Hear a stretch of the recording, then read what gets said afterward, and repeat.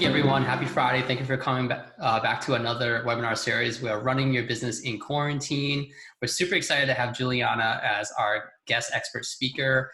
We actually work on a program with Juliana with our agency and really helping us with processes, operations, scaling. The ultimate goal is really scaling and growing. And throughout this crisis, our cohort and the advice that Juliana has provided to us has been really critical to us, working through this and staying really mindful, but also clarity. And hopefully you guys can get some great takeaways from her and her session today. So I'm going to hand it off to you, Juliana. Very cool. Guys, we are working from home, so I apologize for the background noise. I had this revelation that my life is quarantine back in the day, but because I have a remote business and I work from home for a long time, but now I have people also working from home. So this is interesting times we're living in.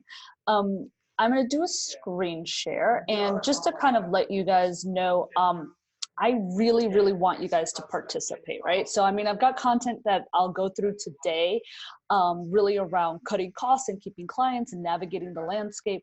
But I would love for you guys to just, interrupt me, ask questions. We don't have to wait till the very end. This can be as interactive as you want it to be. All right. Share. All right. Very cool. And so you guys all know Kham, he's a badass. That's going to be my best intro of Kham. Oh, you're going to love Juliana's personality too. That's another thing she's just so authentic, and you're going to see as she presents. So there might be some uncensored, but really raw conversations here. And I think we're all ready for that, right? Yeah, absolutely. And I am aware that sometimes kids are at home. So if you need me to do earmuffs, just let me know, because I do tend to unapologetically curse a lot. But we have a lot of kids at home right now, so I will do my best. All right, so this is just a little bit about me. Kind of my background is I've been doing business operations for the last 18 years.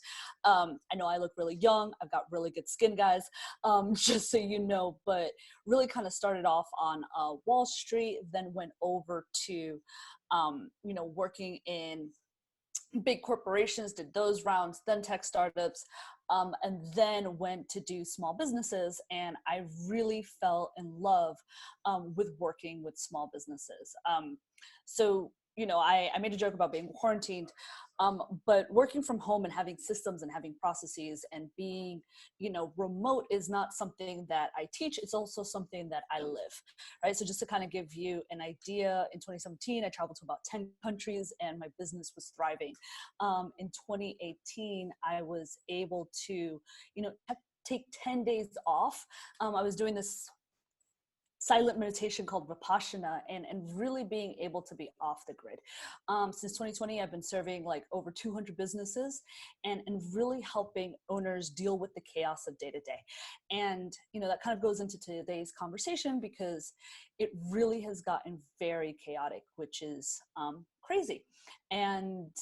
But, there are definitely people winning, and there are people doing great stuff.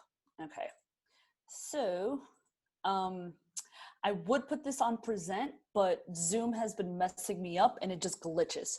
So if you want me to make this a little bit bigger, if you guys have trouble seeing it, let me know. Here, I'll make this a little bigger, but because Zoom, it has just been kind of glitching on me whenever I do presentations. I see it okay. Is anyone having any issues with the size of the slide? Okay, just let us know in the chat. Yeah, I wish I had it prettier for presentation, but every single time I've done it in the last 3 days, Zoom just kind of boots me out.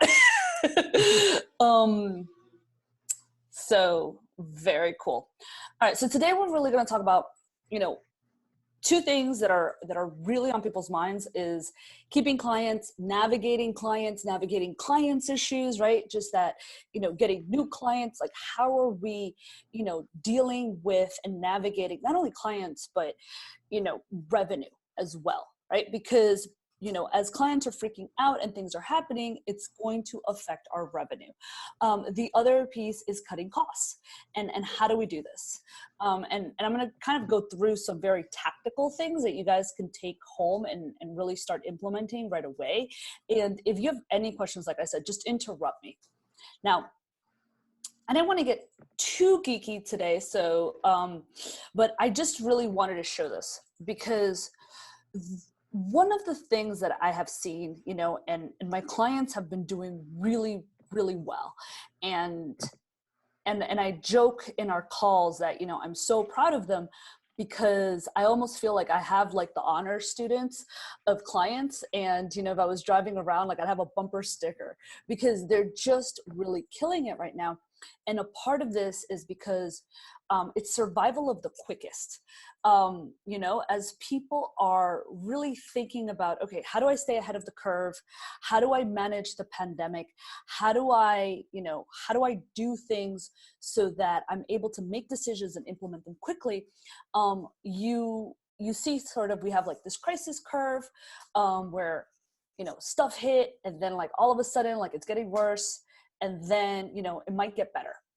And so the slower we respond, we're kind of behind the curve. But those that are able to respond quickly, and be quick responders to business are able to keep their cash. They're able to set up their communication systems faster. They're able to cut costs and, they're really able to see new opportunities.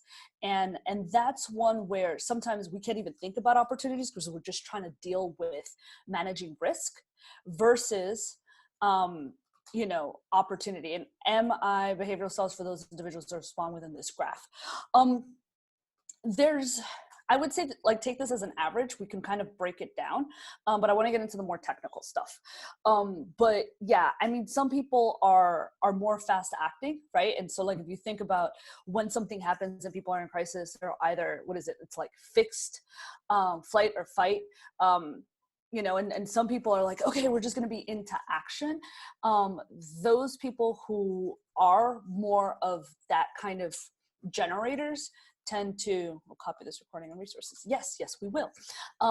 Those people who are able to implement faster, like at a faster clip, have seen faster results, right? And then we can, talk about how to do this a little bit further along. But I wanted to give you guys just a concept of, right now we're dealing with risk, but there's also opportunity.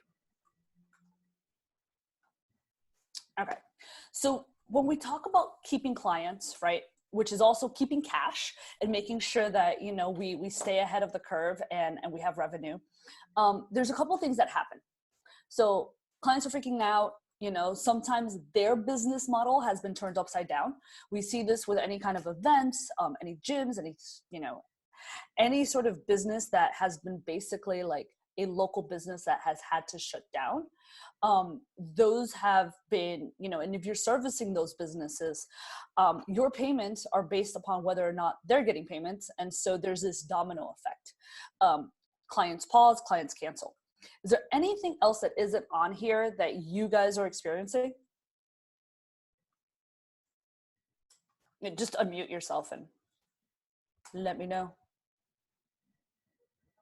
What we're experiencing as far as with our clients? Yeah.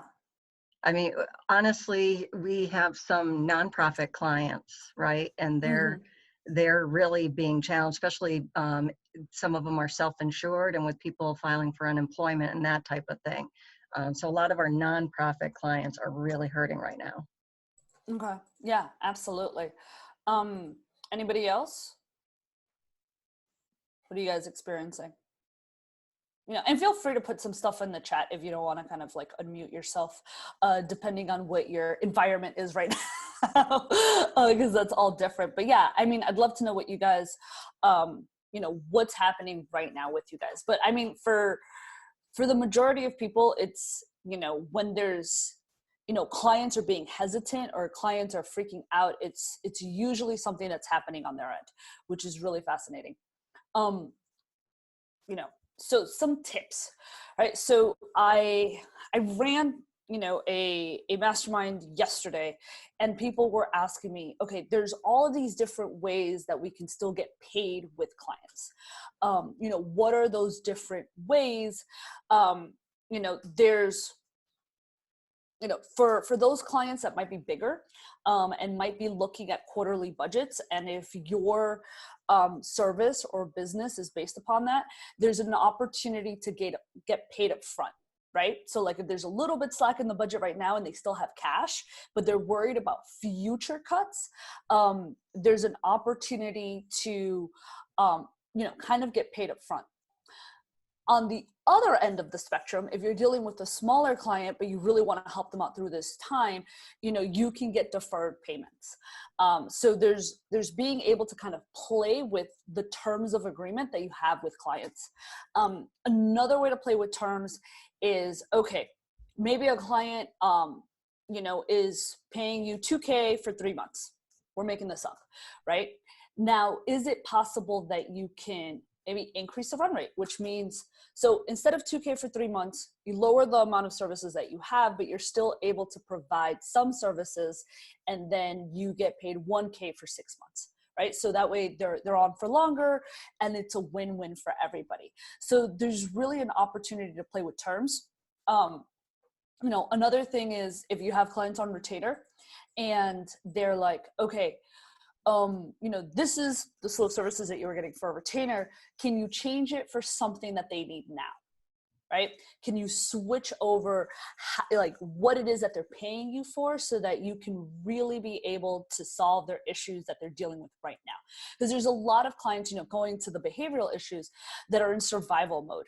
They're like, holy crap, like we're just trying to like keep head above water. So what can you do for them? A lot of the times people are like, where before your solutions and your problem solving, you might charge a consulting fee for, really considering this a delight right now. It's like, well, you might not get paid for solutions or problem solving, but you will be seen as a trusted partner if you can provide that, and you will be able to keep those clients because they will need you. Right? So if you're able to provide them those things, then they will actually stay on, right? So those are different strategies for, sort of what you can do with terms and payments. Usually, because I'm a systems person, if this was January, I'd be like, here's your terms, and you stick to your terms, and the service agreement is like this, because like you want to make sure that your accounting is set up and it's very, very strict, and you're getting paid, ahead of time and everything. Right now, that is not the way to go. Right now, it is, your ability to be flexible and nimble and agile with clients is going to set you apart, right? So this is why, I kind of have this mano a mano here, which I had a question yesterday, and it was like, well, what's the best strategy for all of the clients? What do I do in terms of terms and payments for all of the clients? This is a time where it would be good for you in terms of really providing the best customer experience to go custom, right? Every client is experiencing different things depending on their industry, depending on, what they're providing, depending on their services, depending on who they are. So kind of doing this mano a mano and just touching base with all of your clients and making sure, like, what do they need?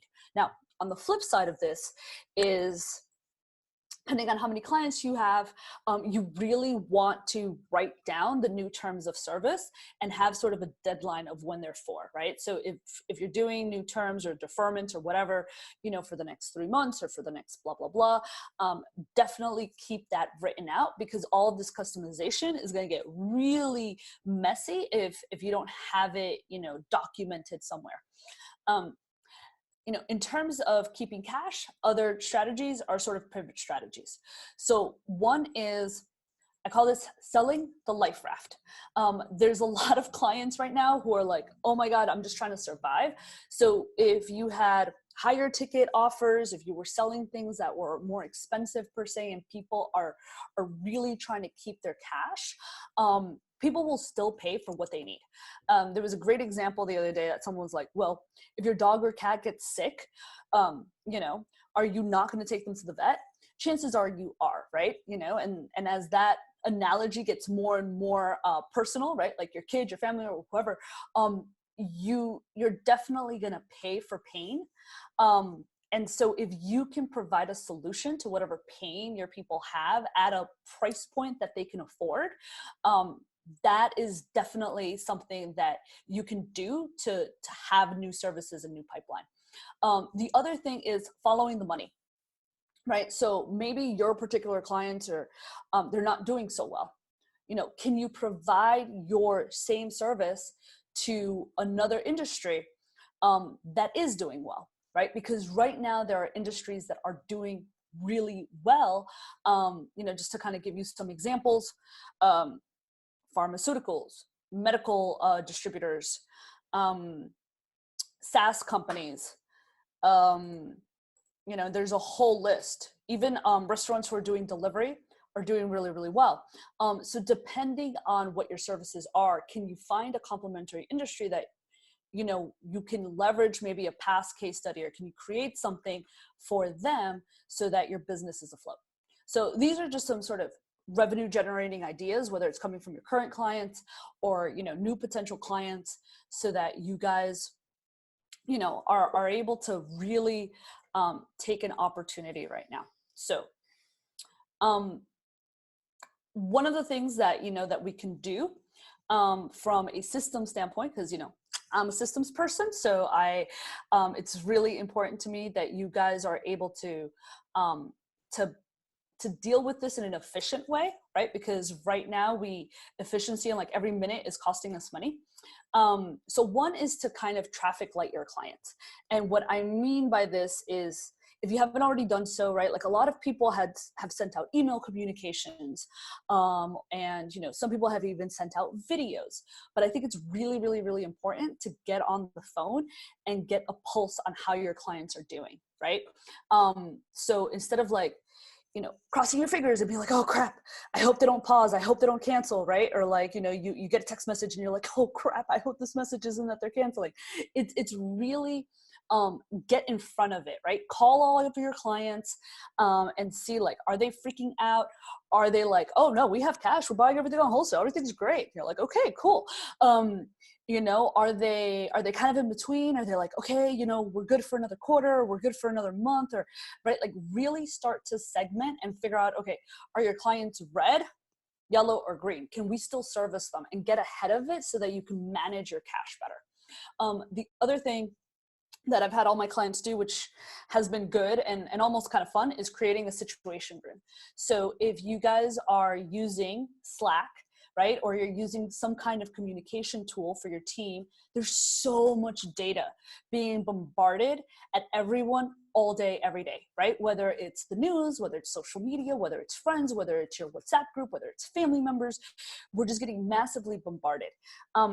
Which on one side is kind of good because, you know, we're on top of current events more than ever. On another side, it's really distracting and it's really annoying. And somewhere in the middle, you just don't know what's useful, right? Like, you know, the term fake news right now is a big deal. And so being able to create a situation room with you and your employees are able to filter what's relevant and urgent for you guys, so that you can make decisions is really important. So whether that's like, oh my God, we have a client going from yellow to red, or whether that's there's a grant, you know, that we might be able to apply for to get some money, you know, or whether there's like, you know, unfortunately, like someone in my family has gotten COVID, like I need to like figure out how to manage my workflow. Like all of these things are really important and they're going to affect your team's productivity and your ability to keep cash and, you know, continue to keep clients and make some money. Then the last thing that I think that is like, that's simple to implement for you guys, but is, you know, but not, I haven't seen a lot of people do this, is how do you manage, you know, sort of the current workflow that you've got going on, right? And the stuff and, you know, what you're currently doing with potential pivots or new initiatives or a new offer or something of that nature, right? So step one, if you don't have a project management system, if you're, you know, working off of spreadsheets or you're working off of like just chat or email or something like that, get a project management system, guys. I implore you, please, because it'll just make life so much easier. Especially because if you were working before in an office where you could just be like, hey, what's the status on blah, blah, blah. Or if you were able to kind of like walk down the hall and hand something, over to someone, because of the current climate and everyone working from home, you can't really do that. But a project management system will allow you to. So that's what I would say, step one. Step two, in this project management system, kind of create the work that you're doing, but also create a change board. And if you already have a project management system, implementing the change board is really easy. Basically, it's just a list of stuff that you're going to do that's new, but you have to evaluate, right? Is this something that you guys have the time, money, and resources to activate? Is this something that you'd reject because it was someone's bright idea, but it wasn't actually like a great idea? Or maybe you're like too late to implement it. So you're like, crap, that would have been good like 3 weeks ago, but now maybe it's a little stale, or maybe it's tone deaf, or maybe it's, insert your adjective here. Or maybe it's a really great idea, but you're going to delay it, right? You're like, crap, we need one more client to be able to do that, right? So we delay. And that really is just kind of a really simple way to manage, new initiatives versus what you're existing like and doing. All right, I'm gonna pause here for a second. Are there any questions? Because I just downloaded a lot of information to you guys. Let's see, can you provide examples of a change board coupled with project management system, simplified, of course. I can send one to you so that like afterwards you guys can have a visual. Yeah, absolutely. I think earlier Tina also asked another question. Choosing top priorities and maintaining a positive outlook on the business future. Like that was just a challenge. So if you in a case you said, providing the most relevant and timely information without overloading our members, and we should say members, that's your clients, because they're Chamber of Commerce. Okay, cool. So prioritization. So everyone has their different ways of prioritizing, right? You can do like the Eisenhower, what's important versus urgent. You could do the eat the frog. My way of prioritizing, and this always stands still, is first, where do you have volume, right? So volume meaning if you currently have a bunch of projects that need to be finished, and you're being pulled in a million directions, you probably have to finish those projects because you already got paid on them and it's your reputation, right? For example, if you're in this beautiful space of you have a bunch of clients wanting to talk to you or potential clients wanting to talk to you, go deal with that. If right now you're dealing with massive amounts of firefighting with clients because everyone has questions about the retainers and blah, blah, blah, go fix that, right? So step one, figure out where the volume is at, and just kind of deal with it and kind of let go of the bottleneck so that you have more time and freedom to do other things. Step two, and sometimes these are very interrelated, is where are you bleeding money, right? So if you lost a bunch of clients and you're bleeding money there, then you need new clients, right? So we've got to pivot. If you're bleeding money because, maybe like you've got a bunch of expenses that you're not really utilizing, cut your expenses, right? So it's like, where are you bleeding money? And then the third one is, where can you add a return of value on your business, right? So what's going to create value for you? Is it a new offer? Is it maybe doing a branding strategy or thought leadership so that when this is over, you're top of mind, right? So I would say value, because sometimes value doesn't necessarily equal revenue. If it does, go do that. And sometimes it means just creating really, really solid foundation for when this is over. So those are kind of my three on how to prioritize. So I think that's always really useful during this time because it's just kind of a quick checklist. Okay, I've done the volume, I've done this, and sometimes you can toggle between them. Which one was the other one that we have? So we have prioritization.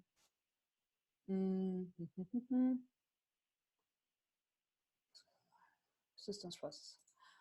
Yes. So this is definitely, so Lynn was like mentioning that it kind of shows us weaknesses. So it really does, because there's a lot of stuff that we can kind of get away with when we're not remote, right? And I particularly chose to work with remote teams 5 years ago because I was thinking like, oh wow, this is really interesting the way that organizations are working, and you really need very strong systems. The reason why is because, like I said, you can't, like, there isn't that physical interaction where you're handing people things, where you're checking on statuses. Like, you need to be able to have visibility and centralization of things. So that's really important. And I'm not diving deep into that today, but I'm happy to share with you guys any resources around that, because really having tight project management is going to be huge in terms of being able to communicate and have those systems in place. Anything else, guys, before I move on? Did I miss anything? All right, and if I miss something, just so I don't keep scrolling up, just copy paste it and I'll answer it again. All right, guys. All right, so not everything has to be doom and gloom. Here is some examples that I have found to be really inspiring of some of our clients and what they've done.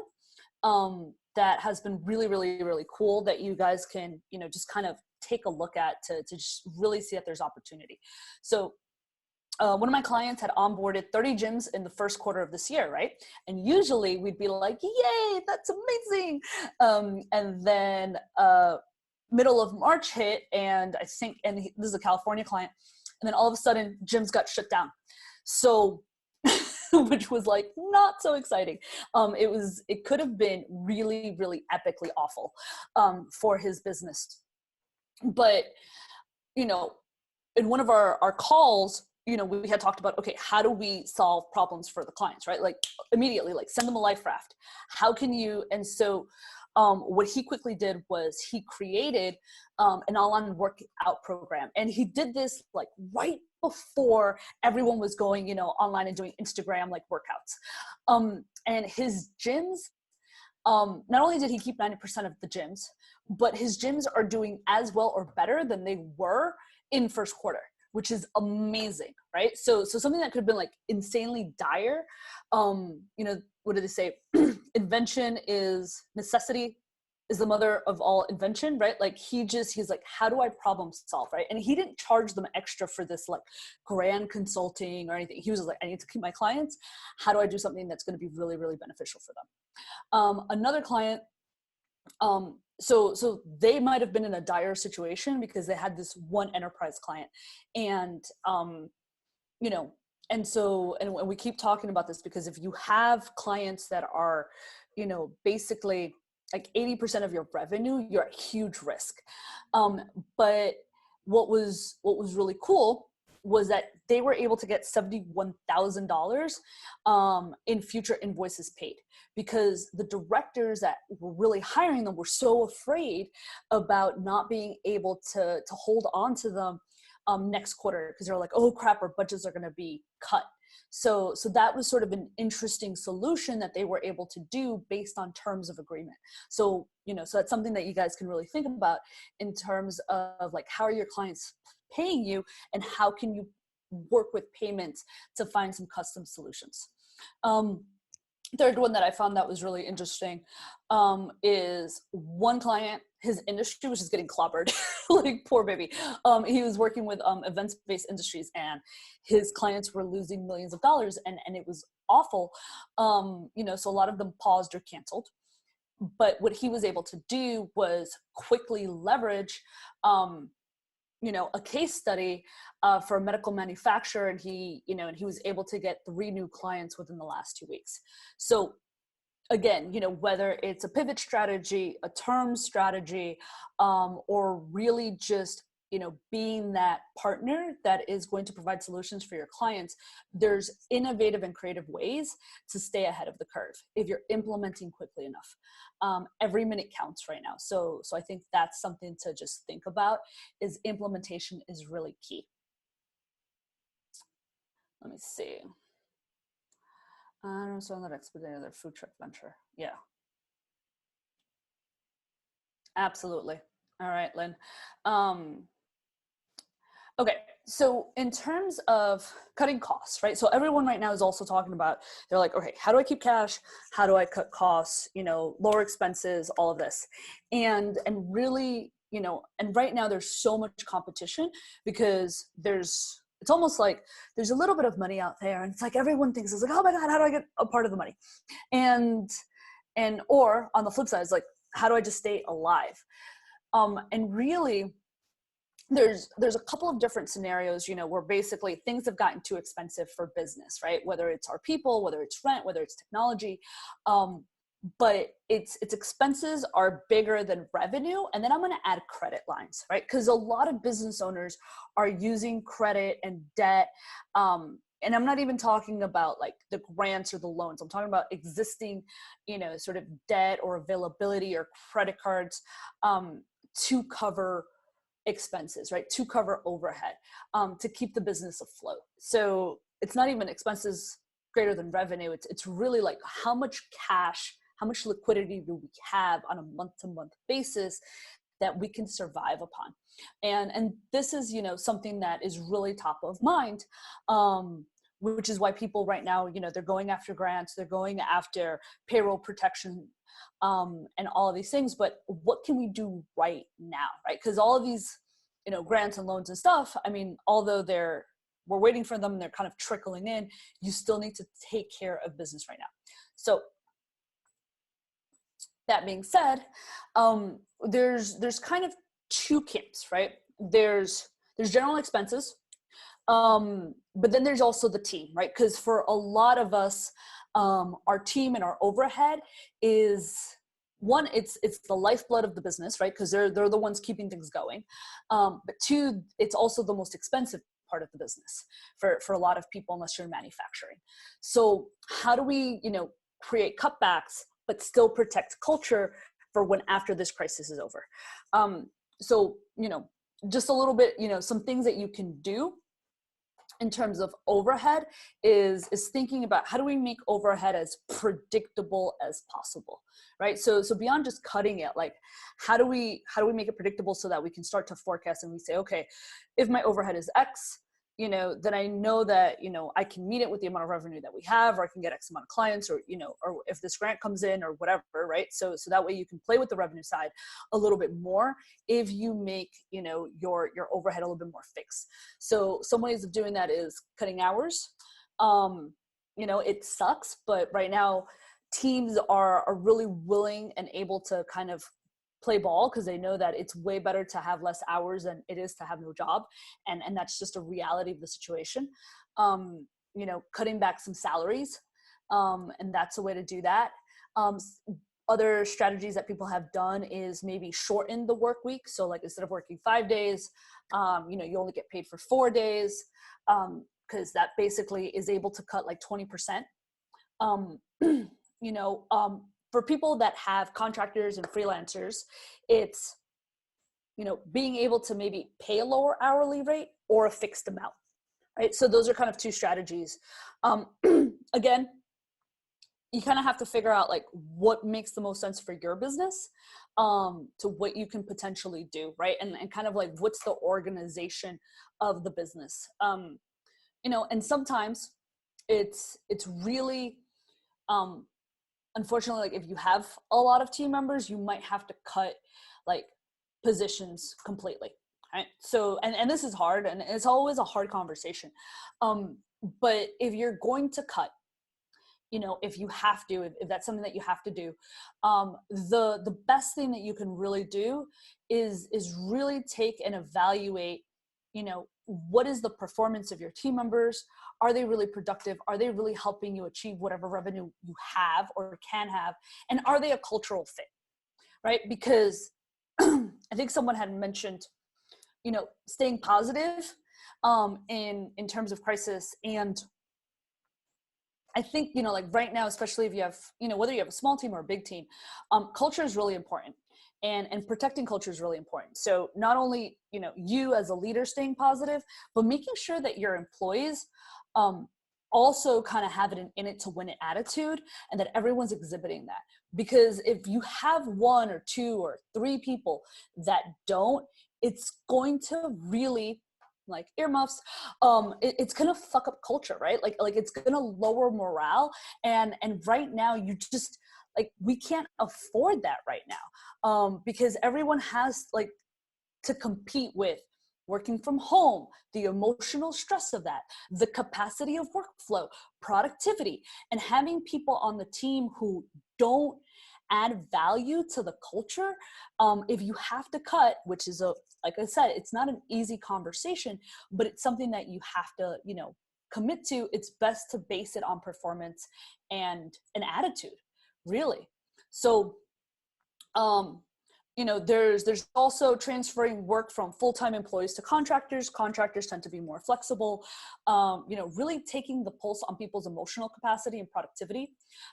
Just to give you an example, I have someone in my team whose mom actually has COVID. So we're dealing with that, and that's really hard.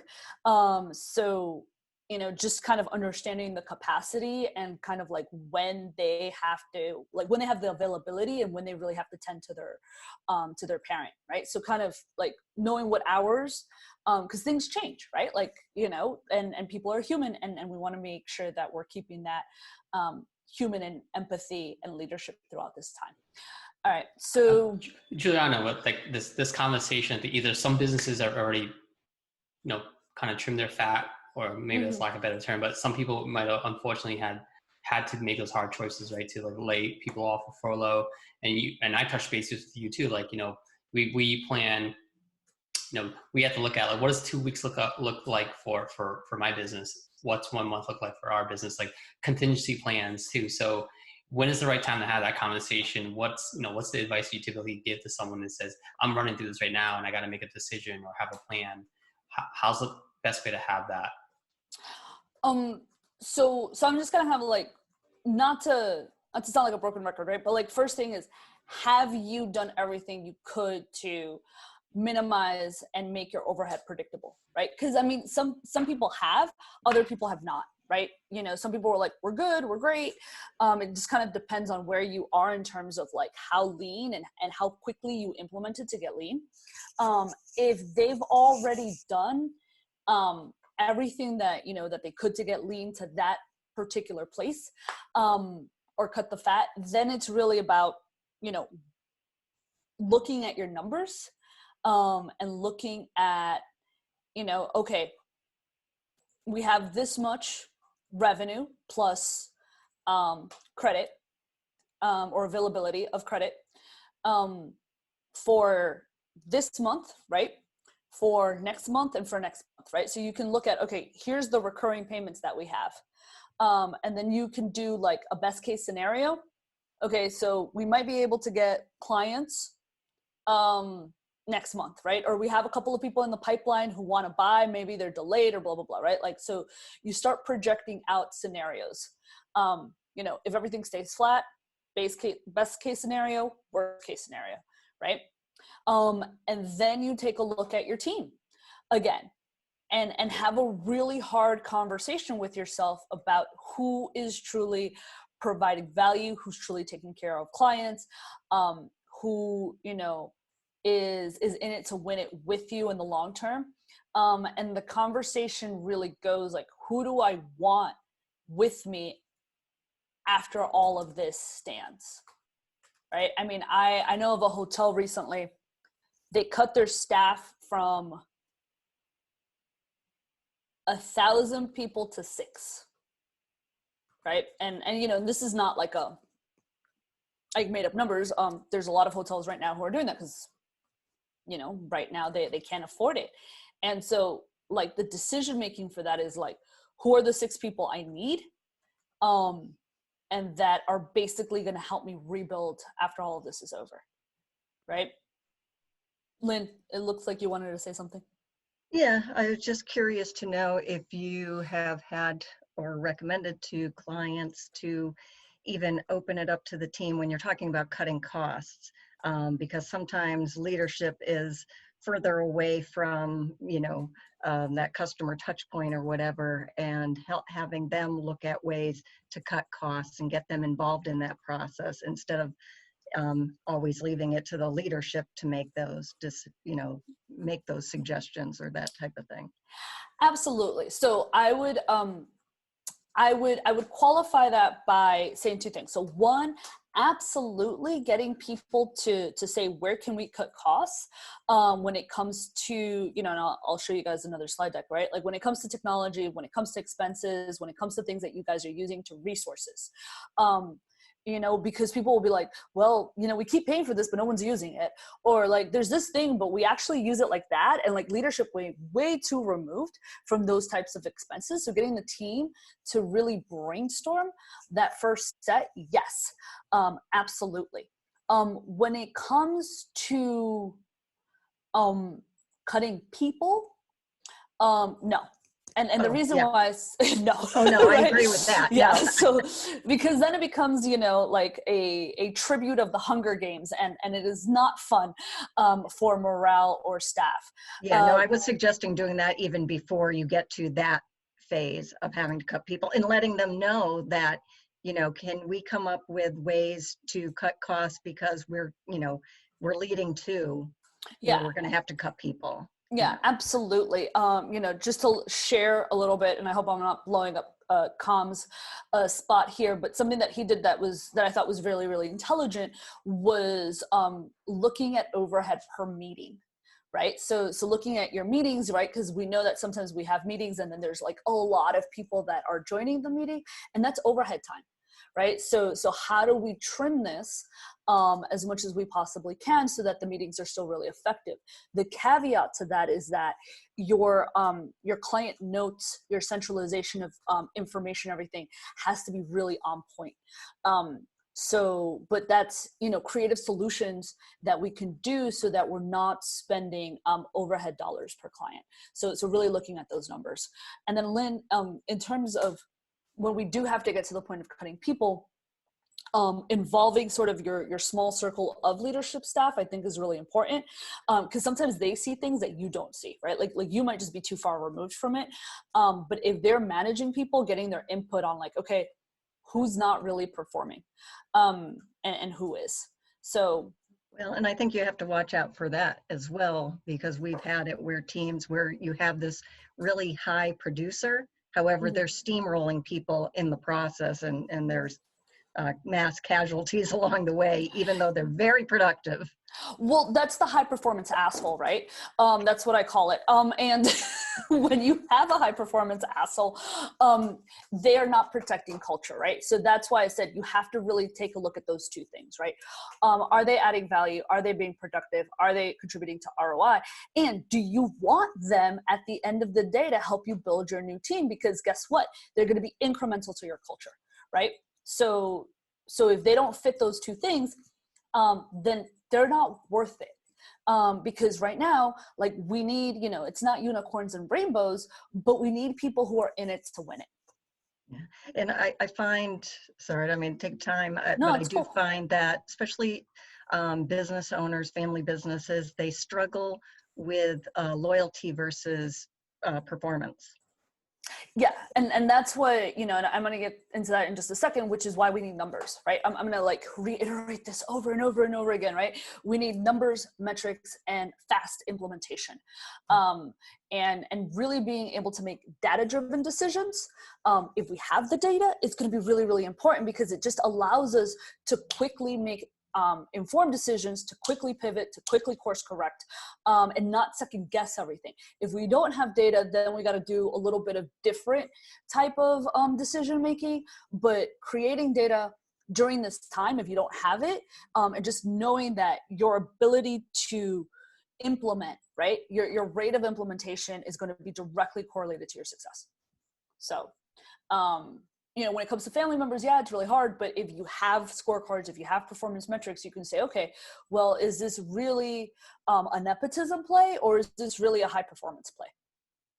So, and if you're in a family owned business, sometimes it is a nepotism play, because that is the culture. So, right. Like, yeah. And I find emotion trumps logic. Absolutely. But if you have numbers, it's easier for other people to help you. Absolutely. Yeah. Oh, we'll miss you, Megan. Right. When it comes to expenses, so you may not think about it, but one, the other really, really high bracket cost is rent. So if you could do anything around rent in terms of deferring payments, you know, negotiating with landlords, things of that nature, that's really huge. The other thing is liquidating assets. And some of us are like, well, you know, we don't have a building to liquidate, or we don't have this, but things such as like furniture, equipment, you know, kind of stuff that you're not using, that you don't plan on using ever, that's just kind of sitting around. Things as easy as being on like Facebook Marketplace, you know, that's like really easy to, you know, other owners or other people that might need stuff, like you can just get rid of the stuff you don't need for some liquidity and cash right away. All right, so some things to think about. So right now, what's really, really big on minds of everybody is technology, right? Because whether we're using it to work and we have to embrace it, or we have to get rid of some stuff. So, you know, cutting technology costs. If you were really tech happy before, I tend to like just get all the apps because I love apps. So every month I literally have to look at my technology stuff and be like, no, I didn't use that. No, I didn't use that. No, let's change this. But, you know, I call this doing a SaaS chop.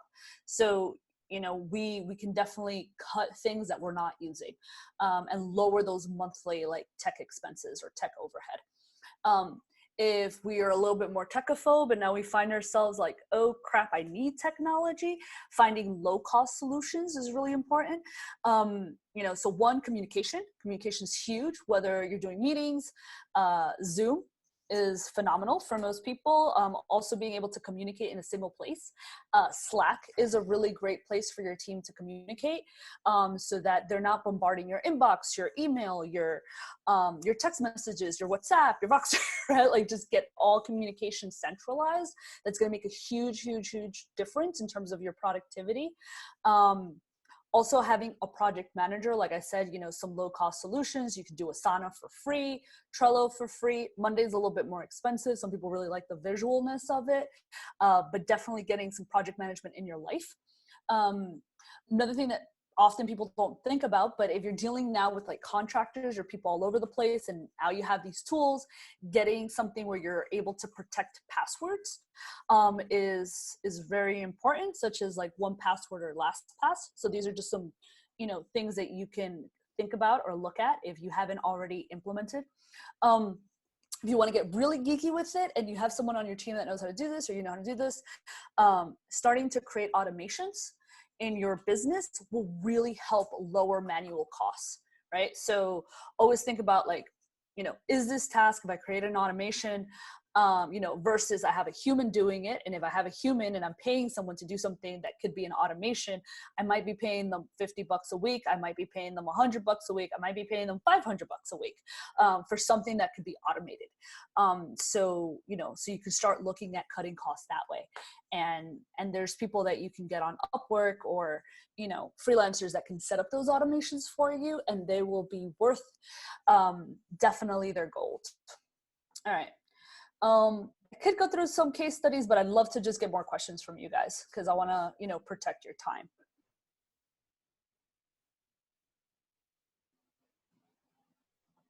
I'll stop sharing. Don't all go at once. Come on, guys. No one's, I mean, I'm not saying you guys aren't killing it out there, but you guys must have some pain points right now, right? So this is an opportunity to really pick Juliana's brain. So we're really glad to have her and to schedule some time with us today.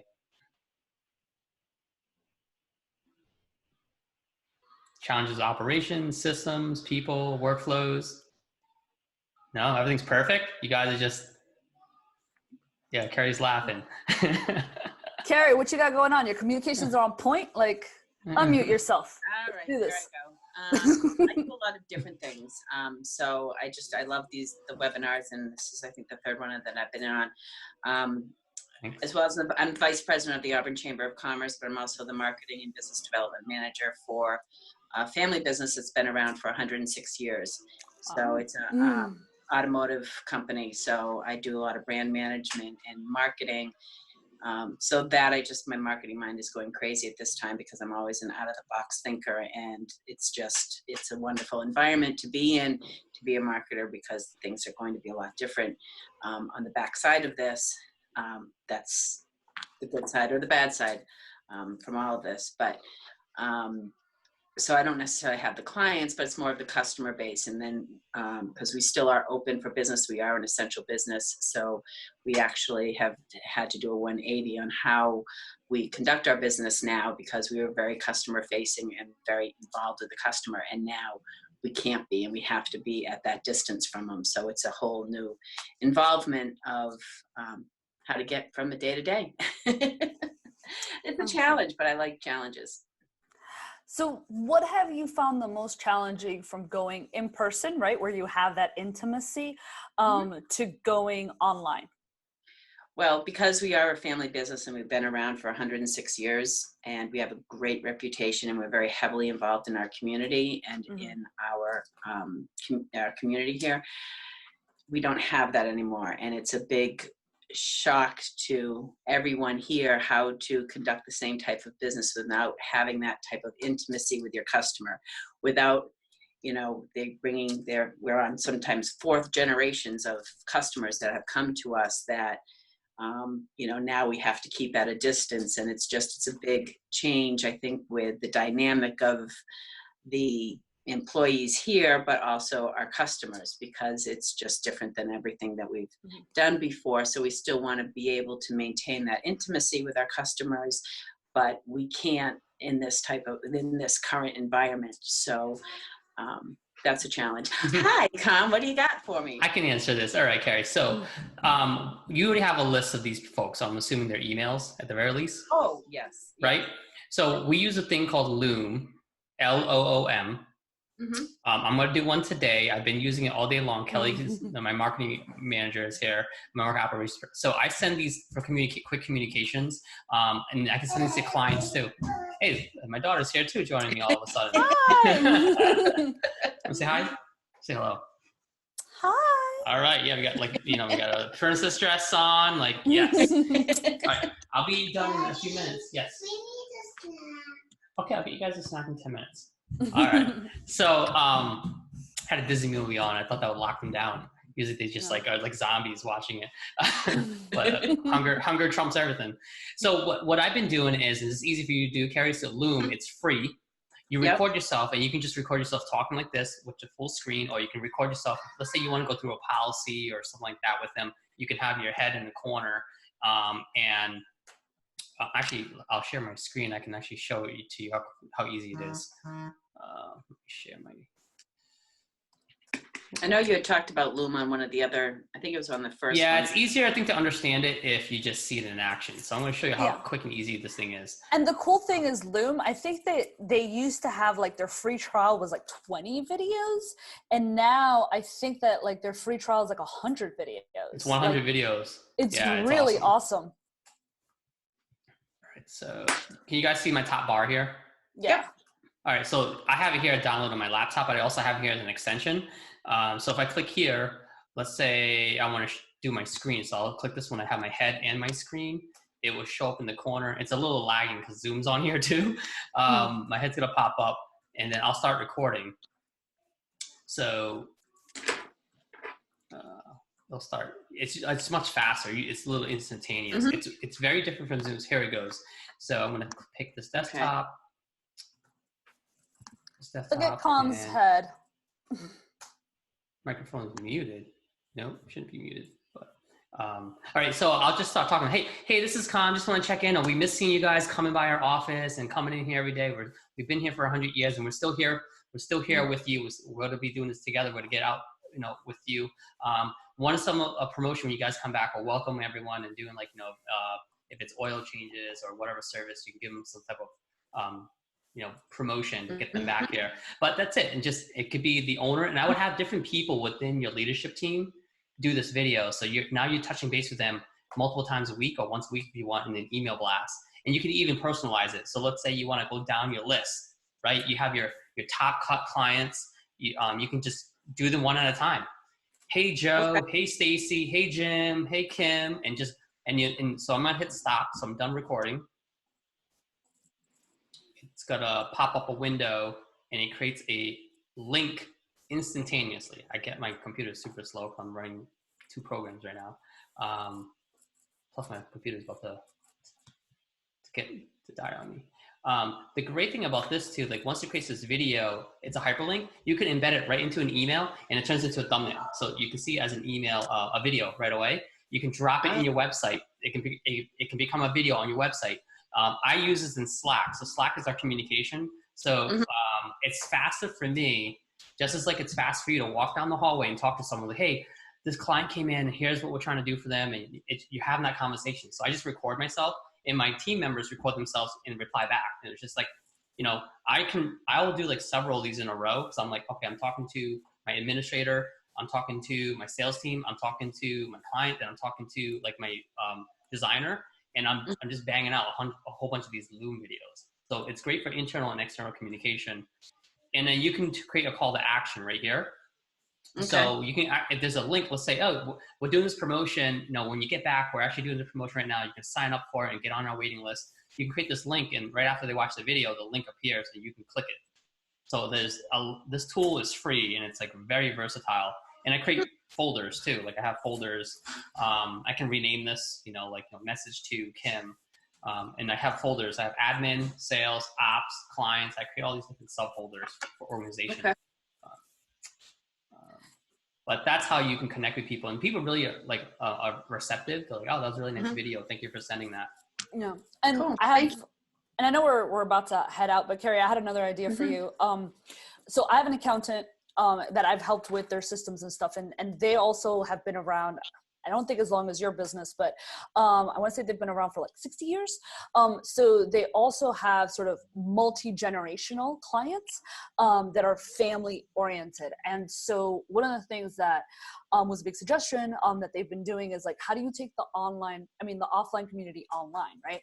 Now, obviously, like depending on the generation, some of the older, folks that have been around for a really long time may not be like cool with this, right? But the younger, like their sons, their daughters, their granddaughters are, right? And so what's happening right now, which is really fascinating, is that sort of the younger generation is kind of pulling in family members that are from the older generation onto the online community. So that's really cool. They're also hosting, webinars such as this, right? Just kind of like ask me anything, because with tax delays and everything, people just want expert advice. And so that's something that they've done to really create and curate their multi-generational community, because they're out in Long Island and it's very local based. So that's been really amazing. And they're also sharing really fun stories from the community so that like people can stay connected and feel connected. So, those are just kind of some ideas of what people are doing during this time. Cool. All right. Thank you. I know we went a little over, and we have some folks here. If you have time, Juliana, you can field one more question. You can do that. Let's see if you have a hard stop, it's understandable too. No, I'm good for a little bit. I buffered some time for Q&A. Anyone else? Tina, any challenges that you're facing? Sorry, I'm unmuting myself. The thing that I am not finding out in the sort of social media world right now, that's sort of interesting to me. So just a bit of background, I actually am in a very strange place in that I own a shelter company. So this disaster is good for my business, which is odd. It makes me feel a little badly actually, but it's interesting. However, one of the things that's not getting talked about that I'm very, very concerned about, I guess, and sort of have fear for is the next 6 months. Like 6 months from now, if we just stop right now and we say, okay, 6 months from now, what is happening? What's going to be with the nonprofits? What organizations are going to survive, not survive? Like, how do we sort of get those conversations started? Because I feel like I know what I need to do right here and right now. It's very obvious: sell shelters, build shelters, right? Clean up my expenses. I mean, it's a long but short and very clear lists. But some of these other organizations that will affect all of us, because corporate dollars, as we know, if you had earmarked $1 million a year to go to, you know, all hands and hearts or whatnot, I can guarantee every boardroom they're sitting there saying, okay, that can't happen now for 2 more years. We'll look at that again in 2 years. So I guess my ultimate question is, like, how do I get involved in those conversations? Because I feel like that's where some free thinking needs to happen, and some like restructuring, reorganizing. I think some really good things are going to come out of this crisis, but only if we're able to like look forward instead of just looking directly at today, which is hard to do, obviously. Yeah, I have some thoughts. Kham, do you have some thoughts? Yes, you can go first. I definitely have some ideas. Okay, so one of the things that, you know, I've been preaching, for lack of a better word, is follow the money, right? So where is the money going? There's 2 really good reports that I had gotten recently around like which verticals are doing well. You know, because right now there are people, right? Like, I mean, there's companies and enterprises that are liquid. And they're looking to buy, right? So what happens in any sort of downturn or any crisis is that, you know, supply and demand gets really switched. And, you know, during a crisis, it becomes a buyer's market, meaning that people who have money can buy more. And, you know, and they can buy it at wholesale. So the realities, right, are that some people are going to leverage this to buy reputation. Right? So not everyone's going to cut their funding. So if you're thinking about like, you know, funding or nonprofits, some people are going to buy their reputation. They're going to buy it on wholesale. And that sounds like really gross, but it's really true. And people do this a lot, right? So this is a good time, you know, depending on your moral compass and, you know, and all that good stuff. If you are receiving money from companies that are liquid, you know, who needs, right, to do reputation management, because they will spend money on this, right? Like if you follow the money and you follow the pain, depending on, you know, if you're writing checks or, you know, collecting checks, depending on how you're doing, there are going to be people who need, you know, whether it's now or 6 months down the road, and who are thinking ahead, who are going to be buying. So that is, those are my thoughts. So that's kind of a conceptual thing, where to find this. You know, and where are the conversations right now? Because of a lot of events and trade shows and everything, they're not being done live. They're being done online. And a lot of the things that were really expensive, right? Like, oh, it was $1,500. It was, you know, $3,000, $5,000 to go to a live event, are now super cheap or really free. So, you know, so getting in those conversations, in those sort of virtual events is probably going to be a lot where you're, you know, where you're going to find sort of that information that you would get if you were going to a conference, or if you were getting kind of like the more innovative, like forward thinking combos. Is that helpful, Tina? Yeah, it's a little different than what I guess I'm trying to be involved in. I want to have a voice in you know, I'll give a very real example. So I work with a group that is near and dear to my heart. They deliver volunteers all over the world. They're in like 38 countries. And because of this situation, they pulled back somewhere near 6,000 volunteers that almost certainly will not go back.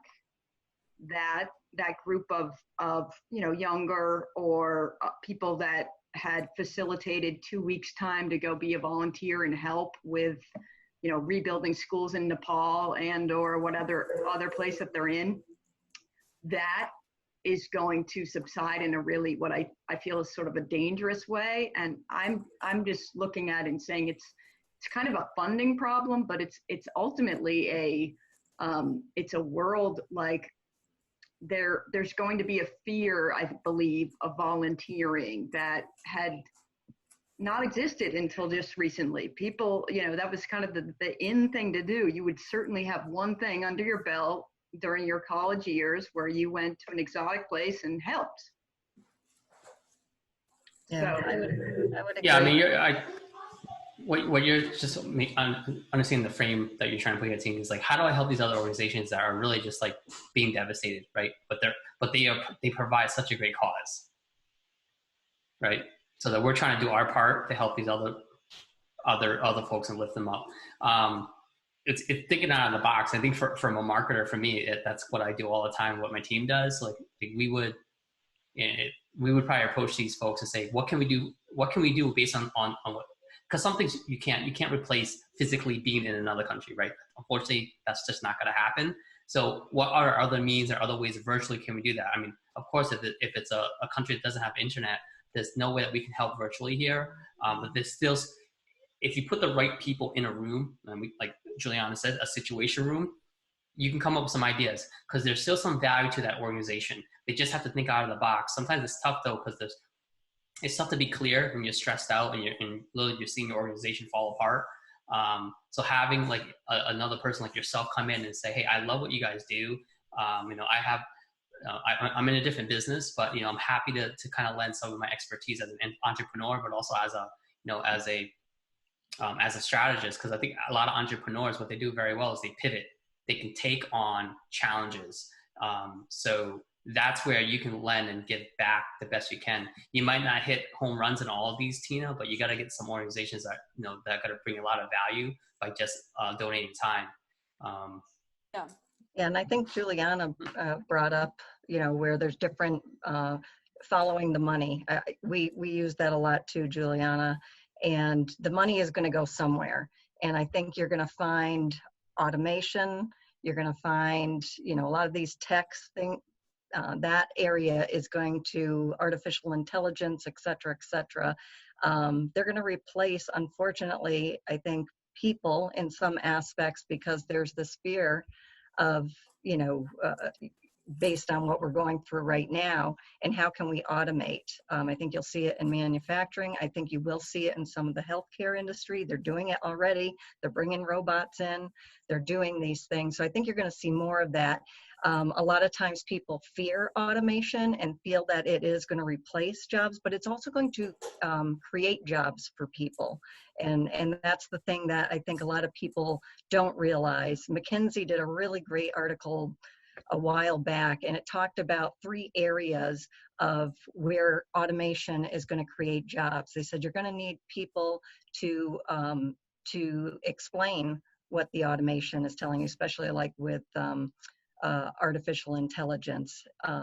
You're going to need people to train people on the automation, and you're also going to need people to fix the automation and service that automation.